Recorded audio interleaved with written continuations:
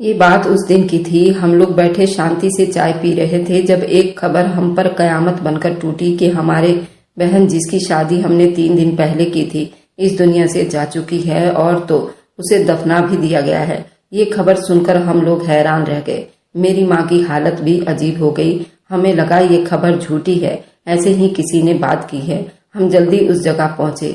ये देखकर हैरान रह गए कि कब्र तो अभी बिल्कुल ताजी बनी हुई थी और दोनों को दफना दिया गया था। सिर्फ हमारी बहन ही नहीं बल्कि उसका शौहर भी इस दुनिया से चला गया था। उनके साथ क्या हुआ, क्यों हुआ और कैसे ये दोनों एक साथ इस दुनिया से चले गए, ये किसी को भी पता नहीं था। हम लोगों ने शोर मचा दिया कि ऐसा कैसे हो गया। कब्रिस्तान को दोबारा से खुदाई करवाई जाए, दोनों की पोस्टमार्टम करवाई जाए। उसकी सास पोस्टमार्टम के लिए बिल्कुल भी तैयार नहीं थी, लेकिन हम लोगों के दिलों को सुकून कैसे आता। हमारी सबसे छोटी बहन थी, इसलिए हम लोगों ने कहा कब्र खुदाई करवाएंगे। जैसे ही कब्र खुदाई के टाइम कब्र को खोदा गया, ये देखकर सब लोग सजदे में गिर गए। मामला क्या था? असल में वे दोनों एक ही कब्र में। ये था कहानी का शीर्षक। अब सुनिए पूरी कहानी। मेरे सबसे छोटी बहन का नाम जूही था। उसी के लिए हमने आसिफ नाम के लड़के का रिश्ता तलाश किया था। वह हम सबकी छोटी बहन थी। हम लोग 5 बहनें थी। इधर से आसिफ के भी 5 भाइयों का सबसे छोटा भाई था। यह एक हसीन इत्तेफाक था। ये शादी इसलिए नहीं हो रही थी कि शादी की उम्र हो गई थी, क्योंकि माँ बाप अपने फर्ज से जल्द छुटकारा पाना चाहते थे और उनकी उम्र भी काफी हो गई थी और हम अपनी छोटी बहन की शादी करना चाहते थे। बल्कि ये शादी किसी और वजह से हो रही थी जो सिर्फ हम लोग जानते थे, लेकिन शादी पर किसी की हिम्मत नहीं हुई कि उल्टी सीधी बात करता। सब लोग ही खुश नजर आ रहे थे। शादी बड़े इज्जत और तरीके के साथ हो रही थी। मेरी बहन जूही ज्यादा खूबसूरत थी। हम बहनों में से वो बहुत ज्यादा खूबसूरत थी। हम सब बहनों की शादी हमारे पापा ने अपनी मर्जी से ही की थी, लेकिन वह कहती थी कि मैं अपनी मर्जी से शादी नहीं करूंगी। उसकी जिंदगी में कोई भी नहीं था, पर ऐसे ही मजाक करती थी। मेरे पापा को ये मजाक भी अच्छा नहीं लगता था, क्योंकि वह एक गर्म मिजाज के आदमी थे। मेरी माँ उसे मना करती थी, ऐसे ना किया करो। खैर, शादी हमारी मर्जी से हो रही थी और शादी बहुत जल्दीबाजी में हो रही थी। कुछ ऐसी समस्याएं थी जो हमारे खानदान में से किसी को भी मालूम नहीं था। जूही अपनी शादी पर नॉर्मल नजर आ रही थी। उसने ठीक से मेहंदी भी नहीं लगवाई और किसी से बात भी अच्छे तरीके से नहीं कर रही थी। जब हमने वजह पूछी तो उसने कहा बस शादी ही तो हो रही है, सबकी होती है। शादी के बाद कौन सी जिंदगी अच्छी बीतने वाली है। फिर वही काम, वही बच्चे, वही जिम्मेदारियां। फिर मैं खुशियां क्यों मनाऊं। सब लोगों ने उसे समझाया कि पागल, यूं तो सबके साथ होता है, लेकिन फिर भी ये दिन याद रखने के होते हैं और शुरू के 1-1.5 महीने में तो सभी लोग खुश होते हैं। वह कहती थी कि 1-1.5 महीने की खुशी के लिए सारी जिंदगी की कुर्बानी तो देनी पड़ती है। क्या फायदा ऐसी खुशी का। कहीं ना कहीं उसकी बात तो सच थी, लेकिन जब वही कुछ नहीं करना चाहती थी तो फिर हमें क्या। वैसे भी इस घर में अभी तक इतनी शादियां हो चुकी थी। आखिरी शादी हुई तो सबका ही दम निकला हुआ था। शादी हो गई और अपने घर चली गई। ये एक रात बड़ी अजीब रात थी। रात के टाइम मेरे नंबर पर मेरी छोटी बहन की कॉल आने लगी थी। मैं उसकी सबसे बड़ी बहन थी। मेरा नाम रेशमा है। मैं जाग रही थी जब मैंने देखा मेरे नंबर पर जूही की कॉल आ रही है। मैंने ये बात किसी को नहीं बताई। मेरा शौहर पास ही बैठा था। मैंने कहा 1 मिनट में आती हूँ। मैंने फोन लिए और बालकनी में आ गई, लेकिन जब तक फोन बंद हो चुका था। अब मैं सोच रही थी वापस कॉल बैक करूं या ना करूं। हो सकता है गलती से हाथ लग गया हो, कहीं मुझे बाद में शर्मिंदगी ना उठानी पड़े। मुझे उस टाइम फोन नहीं करना चाहिए कि रात के 1:30 का टाइम था। अब तो सब लोग सो गए थे। हम लोगों ने देर से विदाई की थी। हमने शाम को 5:30 पर विदाई की थी। इसका मतलब यही था वे लोग भी अभी तक सो चुके होंगे। जूही की मेरे साथ सबसे ज्यादा दोस्ती थी, क्योंकि मैं सबसे बड़ी और सबसे छोटी थी। इसलिए मैंने उसे अपनी औलाद की तरह पाल पोस कर बड़ा किया था। सोचने लगी बस गलती से ही हाथ लग गया होगा, क्योंकि अगर कोई जरूरी बात होती तो वह दोबारा कॉल जरूर करती। यही सोचकर मैं वापस जाने लगी।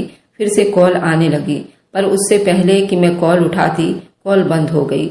अब तो मेरा दिल बैठने लगा। कहीं ऐसा तो नहीं था फोन करना चाहती थी, लेकिन कोई उसे रोक रहा था।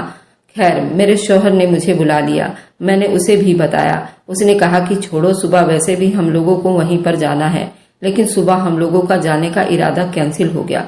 हमने उनके घर नाश्ता लेकर जाना था, लेकिन यहाँ हमारे घर में मेहमान इतने ज्यादा थे, हमें वक्त ही नहीं मिला। हमने अपनी बहन के ससुराल वालों से माफी मांग ली। उन्होंने भी कहा कोई बात नहीं। उन्होंने वलीमे की दावत को 2 दिन बाद रखा था। सब लोग आराम करने लगे, इसलिए अब ये 2 दिन आराम में ही बीतने वाले थे। हमारे घर में असल में 5 बहनों के ससुराल वाले भी आए हुए थे, इसलिए रिश्तेदार बहुत ज्यादा हो गए थे। खैर, हमारी बहनें अपने घरों में खुश थी, लेकिन समस्या भी सबके घरों में ही थे। और तो और हर घर में वही होते हैं, जब एक साथ बैठ जाए तो इस तरह ऐसा लगता था एक से बढ़कर एक दुखी है। अपने पापा को ही कोसते कि उन्होंने ऐसी जगह पर शादी क्यों करवाई, लेकिन उनको क्या पता था लोग बाद में ऐसे निकलेंगे। अब हम लोग अपनी छोटी बहन जूही के बारे में परेशान थे। पता नहीं उनकी जिंदगी कैसी होगी, लेकिन उसका शौहर बहुत ही ज्यादा खूबसूरत और उसके उम्र का था। हमारे साथ तो ये समस्या थी कि किसी का शौहर उम्र में बहुत ज्यादा बड़ा था तो किसी के पहले से शादी हो चुकी थी। जूही खूबसूरत थी, इसलिए उसे कंवारा और खूबसूरत आदमी मिला था। हमने उम्मीद की थी उसकी जिंदगी बहुत अच्छी गुजरेगी। हम उम्र के आदमी के साथ जिंदगी अच्छी गुजरती है। दोनों जवान होते हैं, एक जैसी सोच होती है, एक जैसी बातें होती हैं, बोलने करने को बहुत कुछ होता है। अगर ये कहिए कि घूमने जाना है तो आपका दूसरा पार्टनर भी वही कहता है, हाँ जरूर चलते हैं। ये नहीं कहता कि अब कोई हमारी उम्र है घूमने की, जैसे कि मेरे साथ समस्या हुई। मैं अपने शौहर से पूरे 13 साल की छोटी थी। मेरे अम्मी अब्बू कह रहे थे कि बस हम लोग अपनी जिम्मेदारी से फ्री हो गए हैं, सब कुछ बिल्कुल ठीक से निपट गया है। अब्बू सुबह उठकर मस्जिद चले गए। मैं अपनी माँ के साथ बैठी चाय पी रही थी जब अचानक से जूही के ससुराल से एक लड़का आ गया। हम लोग तो पहले ही परेशान थे। उसने आकर बुरी खबर सुनाई। आज तीसरा दिन था और कल वलीमा होने वाला था। हम लोग यही सोच रहे थे कि सुबह हम लोगों ने तैयार होकर जाना ही है, क्योंकि जब वलीमा होता है लड़की वाले तो मेहमान होते हैं और एंड टाइम पर तैयार होकर ही जाते हैं। उसने कहा कि आपकी बेटी अब इस दुनिया में नहीं रही और हमेशा के लिए इस दुनिया से चली गई है, आप लोग जल्दी आ जाइए। हम लोगों ने ये बात क्या सुनी, हमारे तो दिल बैठकर रह गए थे। ऐसा लगा कयामत आ गई है। ऐसा कैसे हो सकता था? हमारी बेटी के साथ ऐसा क्या हो गया था?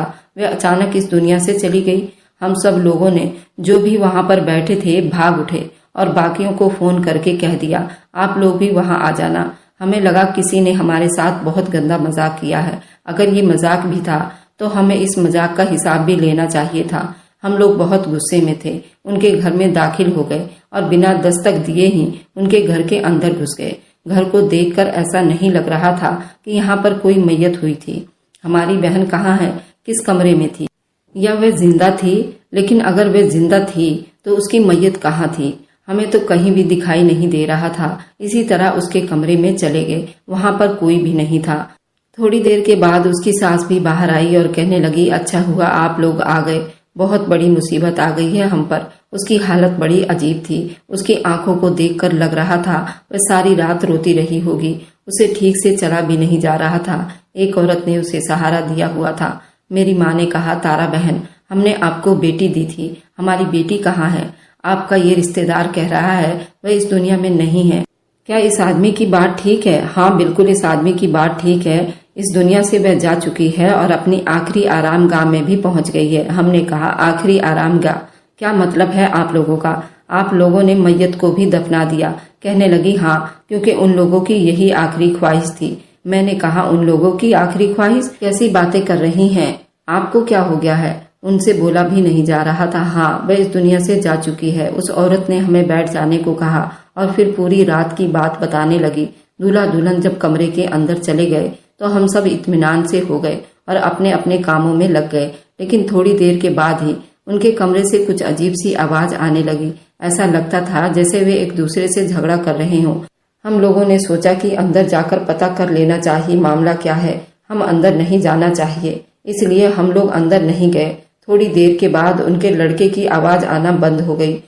हम लोगों ने सोचा कि शायद कोई अनबन हुई है, कोई बात बुरी लग गई होगी, कोई गलतफहमी हो गई होगी, सुबह बैठकर बात कर लेंगे। लेकिन सुबह उनका आपस में एक दूसरे से रवैया बहुत अच्छा था, बेहद अच्छा था। वे तो एक दूसरे के बगैर एक जगह से दूसरी जगह भी नहीं जा रहे थे। हमने सोचा लगता है उनकी सुलह हो गई है तो पुरानी बात करने की क्या जरूरत है।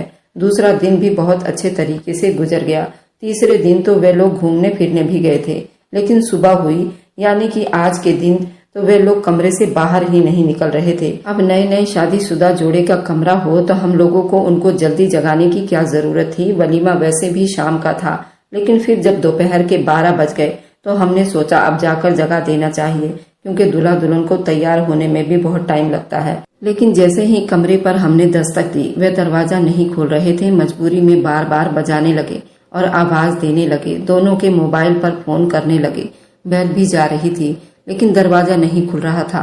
हम लोग परेशान हो गए और मजबूरी में हमने दरवाजा तोड़ दिया था। सामने का मंजर देखकर हैरान रह गए। सिर्फ आपकी बेटी नहीं, हमारा बेटा आसिफ भी इस दुनिया से जा चुका था। उसके पास सिर्फ एक खत पड़ा था जिस पर लिखा था, हमें 2 घंटे के अंदर अंदर दफना देना। यही हमारी आखिरी ख्वाहिश है। इसलिए हम लोगों ने उन्हें जल्दी जल्दी दफना दिया, क्योंकि एक और बहुत अजीब समस्या हुई।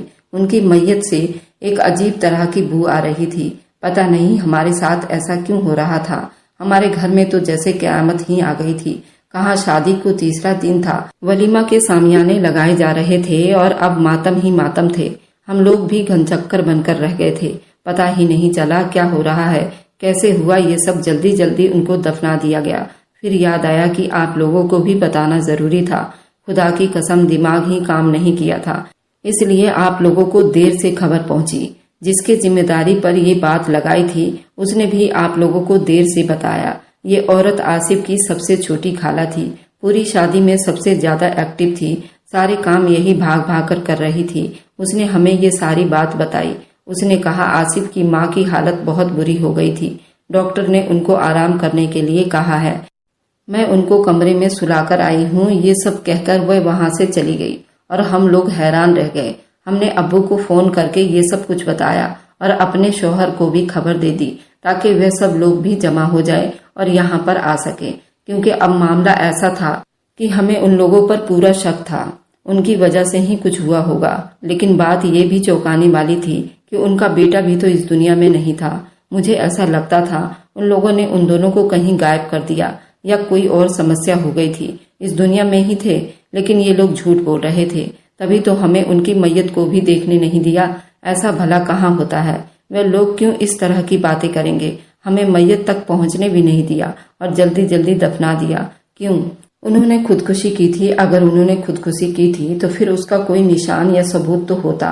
फौरन रेशमा आसिफ और जूही के कमरे में चली गई। उस कमरे में अपनी आंखें फाड़ फाड़ कर देखने लगी। मुझे कोई सबूत मिल जाए। वहां पर तो कोई सबूत नहीं था। बेड बिल्कुल साफ सुथरा पड़ा हुआ था। जमीन पर भी कुछ नहीं पड़ा था। कोई चीज नहीं टूटी हुई थी। कोई ऐसी वैसी बात भी नहीं हुई थी। मुझे जूही का मोबाइल भी मिल गया और आसिफ का भी। उन दोनों का मोबाइल भी देखा, उसमें कोई ऐसा सबूत नहीं मिला। वही बात हुई। उसने मुझे रात को फोन किया था। पता नहीं वे क्यों मुझे फोन कर रही थी।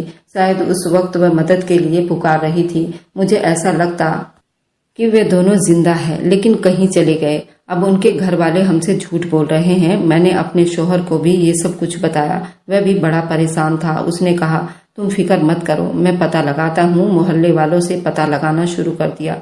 उन्होंने कहा कि हाँ, सुबह सुबह यहाँ से 2 जनाजे निकले हैं और ये लोग कब्रिस्तान की तरफ ले जा रहे थे। हम तो खुद हैरान हैं, ये जनाजे किसके थे।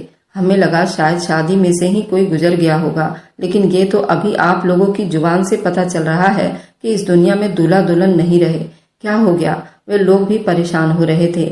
माँ की हालत बहुत बुरी हो गई। मेरे माँ बाप की सबसे छोटी औलाद थी। हम सब की हालत ही बहुत बुरी थी, लेकिन हमें अपने होश हवास पर काबू रखना था।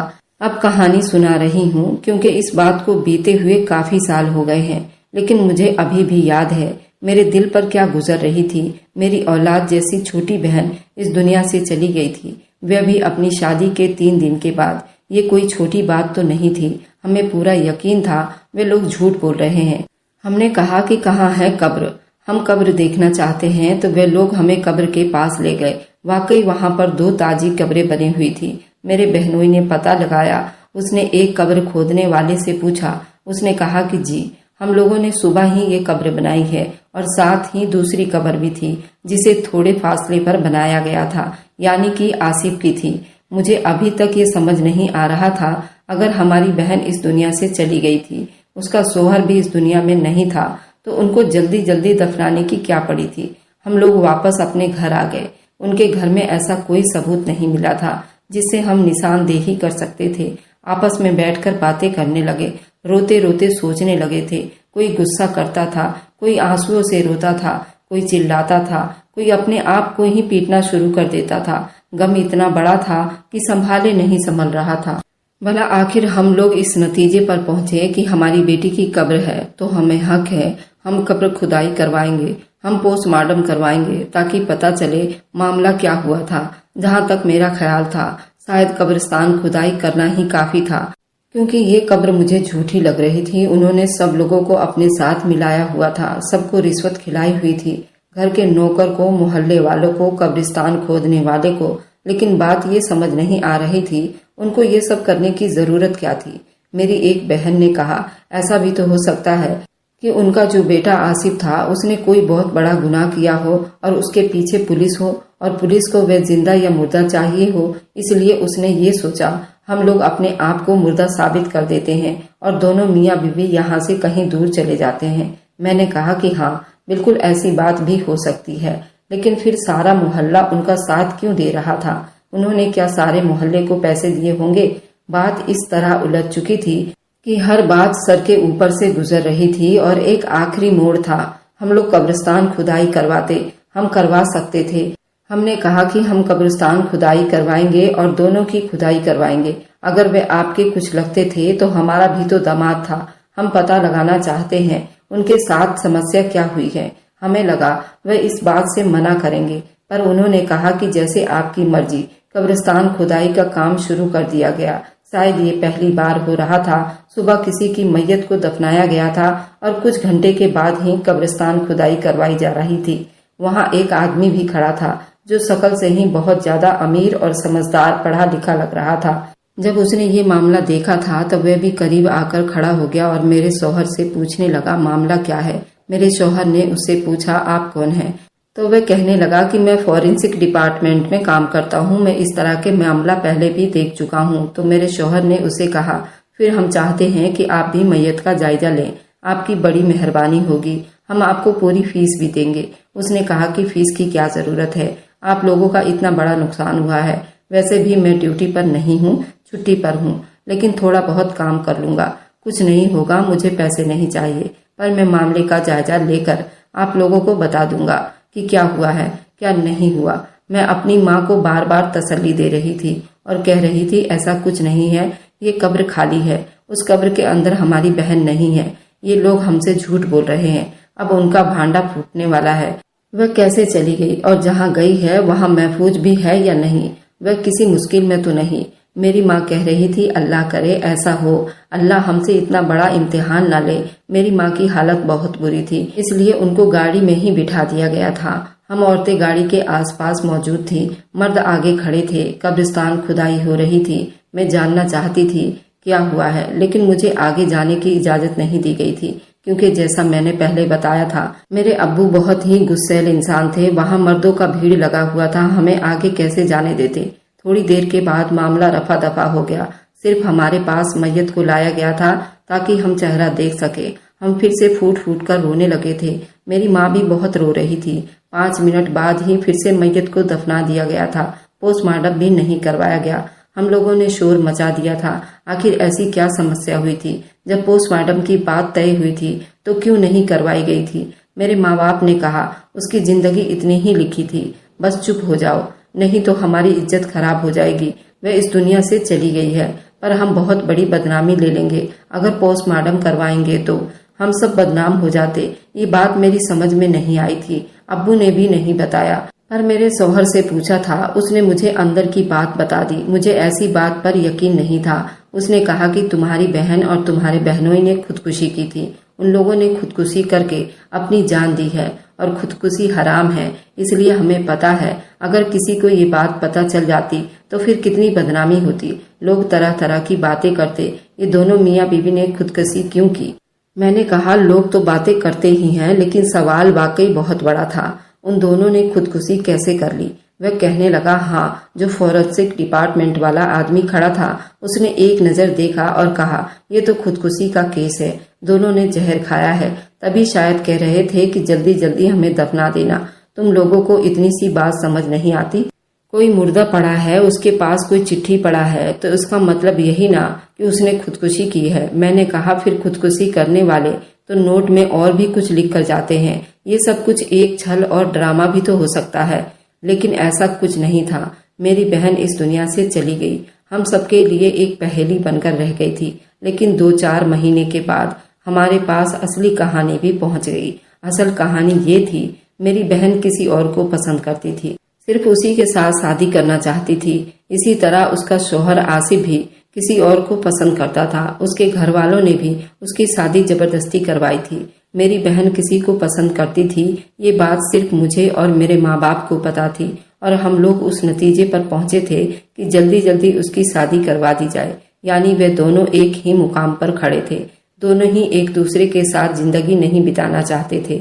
जबरदस्ती उन दोनों को आपस में जोड़ दिया गया था। मेरी बहन ने शायद आसिफ को पहली रात ही सब कुछ बता दिया था। वे किसी और को पसंद करती है, उसने भी उसको बता दिया था। तभी शायद वो मुझे बार बार फोन कर रही थी, क्योंकि शायद वे आपस में झगड़ा कर रहे थे। लेकिन उसके बाद उन्होंने एक दूसरे के दर्द को समझा। शायद उस नतीजे पर पहुंचे, ये जमाना तो हमें हमारी मोहब्बत से मिलने नहीं देगा और एक दूसरे के साथ हम रह नहीं सकते, तो क्यों ना इस दुनिया से ही चले जाए। क्योंकि मेरी बहन घर में सबसे छोटी थी और बहुत ही ज्यादा जिद्दी और लाडली थी। इसी तरह उधर आसिफ भी अपने घर में सबसे छोटा था। उनके घर वालों ने बताया वह भी बहुत जिद्दी और लाडला था।